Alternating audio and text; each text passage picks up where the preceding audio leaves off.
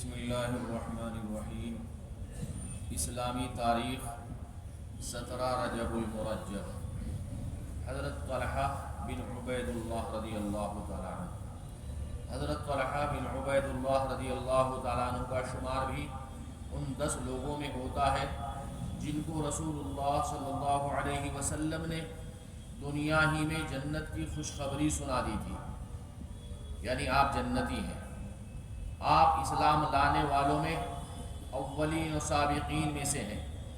غزوہ بدر کے علاوہ تمام غزوات میں رسول اللہ صلی اللہ علیہ وسلم کے ساتھ رہے، اور آپ رضی اللہ عنہ کو بیعت رضوان کا بھی شرف حاصل ہے۔ جنگ احد کے دن جب دشمنوں نے رسول اللہ صلی اللہ علیہ وسلم کو اپنے تیروں کا نشانہ بنا رکھا تھا، اس وقت حضرت طلحہ رضی اللہ تعالیٰ عنہ نے اپنے جسم کے ذریعے آپ صلی اللہ علیہ وسلم کی حفاظت کی، جس کی وجہ سے ان کا ہاتھ شل ہو گیا تھا۔ ایک مرتبہ رسول اللہ صلی اللہ علیہ وسلم نے فرمایا، جو شخص زمین پر چلنے والے کسی شہید کو دیکھ کر خوشی حاصل کرنا چاہے وہ طلحہ بن عبید اللہ رضی اللہ تعالیٰ عنہ کی زیارت کر لے۔ حضرت طلحہ رضی اللہ تعالیٰ عنہ حضور صلی اللہ علیہ وسلم کے وصال فرمانے کے تقریباً 25 سال بعد 36 ہجری میں جنگ جمل میں شہید ہوئے۔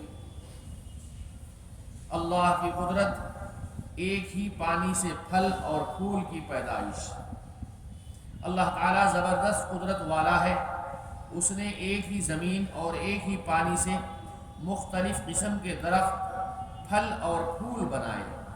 ہر ایک کا مزہ اور رنگ الگ الگ ہے، کوئی میٹھا ہے تو کوئی کھٹا ہے، کوئی سرخ ہے تو کوئی سفید ہے۔ حالانکہ سب ایک ہی زمین اور ایک ہی پانی سے پیدا ہوئے۔ واقعی اللہ تعالیٰ بڑی قدرت والا ہے۔ ایک فرض کے بارے میں، بیوی کی وراثت میں شوہر کا حصہ۔ قرآن میں اللہ تعالیٰ فرماتے ہیں، تمہارے لیے تمہاری بیویوں کے چھوڑے ہوئے مال میں سے آدھا حصہ ہے، جبکہ ان کی کوئی اولاد نہ ہو، اور اگر ان کی اولاد ہو تو تمہاری بیویوں کے چھوڑے ہوئے مال میں چوتھائی حصہ ہے۔ تمہیں یہ حصہ ان کی وصیت اور قرض ادا کرنے کے بعد ملے گا۔ ایک سنت کے بارے میں، مسکراتے ہوئے ملاقات کرنا۔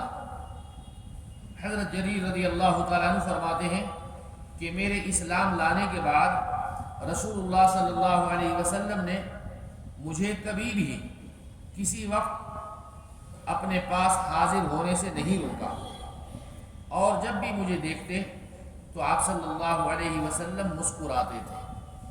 اگر ہم بھی کسی سے ملیں تو مسکراتے ہوئے ملیں۔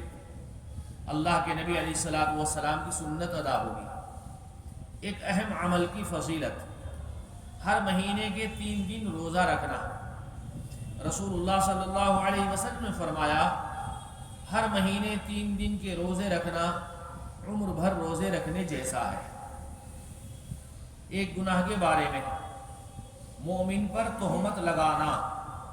رسول اللہ صلی اللہ علیہ وسلم نے فرمایا، جو شخص اپنے مومن بھائی کو منافق کے شر سے بچائے تو اللہ تعالیٰ قیامت کے دن ایسے آدمی کے ساتھ ایک فرشتے کو مقرر کر دے گا جو اس کے بدن کو جہنم سے بچائے گا۔ اور جو آدمی مومن بھائی پر کسی چیز کی تہمت لگائے گا جس سے اس کو ذلیل کرنا مقصود ہو تو اللہ تعالیٰ اس کو جہنم کے پل پر روک دے گا، یہاں تک کہ وہ اپنی کہی ہوئی بات کا بدلہ نہ دے دے۔ دنیا کے بارے میں، دنیا کی عمارتیں۔ ایک مرتبہ رسول اللہ صلی اللہ علیہ وسلم ایک گنبد والی عمارت کے پاس سے گزرے تو فرمایا، یہ کس نے بنایا ہے؟ لوگوں نے بتایا کہ فلاں شخص نے۔ تو فرمایا، قیامت کے دن مسجد کے علاوہ ہر عمارت صاحب عمارت کے لیے وبال ہوگی۔ ہم تو بلڈنگوں پر بلڈنگیں بنا رہے ہیں۔ آخرت کے بارے میں، اہل جنت کی نعمتیں۔ قرآن میں اللہ تعالیٰ فرماتے ہیں، قرآن پر عمل کرنے والوں کے لیے ہمیشہ رہنے والے باغات ہیں، جن میں یہ لوگ داخل ہوں گے وہاں ان کو سونے کے کنگن اور موتی پہنائے جائیں گے جنت کے اندر جنتیوں کو، وہاں ان کا لباس ریشمی ہوگا۔ طب نبوی سے علاج، بیماری سے بچنے کی تدبیریں۔ حضرت جابر رضی اللہ تعالیٰ عنہ بیان کرتے ہیں کہ میں نے رسول اللہ صلی اللہ علیہ وسلم کو فرماتے ہوئے سنا کہ برتنوں کو ڈھانک دیا کرو اور مشکیزے کا منہ باندھ دیا کرو، کیونکہ سال میں ایک ایسی رات آتی ہے جس میں وبا اترتی ہے، یعنی بیماریاں۔ جس برتن یا مشکیزے کا منہ کھلا رہتا ہے وہ اس میں اتر جاتی ہے۔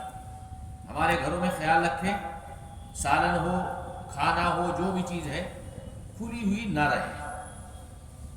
اللہ کے نبی علیہ الصلوۃ والسلام نے جو فرمایا کوئی معمولی بات نہیں ہے، آسان نسخہ ہے، اللہ کے نبی کی سنت بھی ادا ہو جائے گی اور کھانے پینے کی چیزوں کی حفاظت بھی ہو جائے گی۔ اللہ عمل کی توفیق عطا فرمائے۔ گھر میں آپ کو بتلانا ہے اور ان کو کہنا ہے، آپ کہہ دیں گے تو انشاءاللہ گھر میں عورتیں عمل کریں گی اس پر۔ سبحان اللہ وبحمدہ، سبحانک اللہم وبحمدک، ونشہد ان لا الہ الا انت، نستغفرک ونتوب الیک۔ سبحان ربک رب العزة عما یصفون، وسلام علی المرسلین، والحمد للہ رب العالمین۔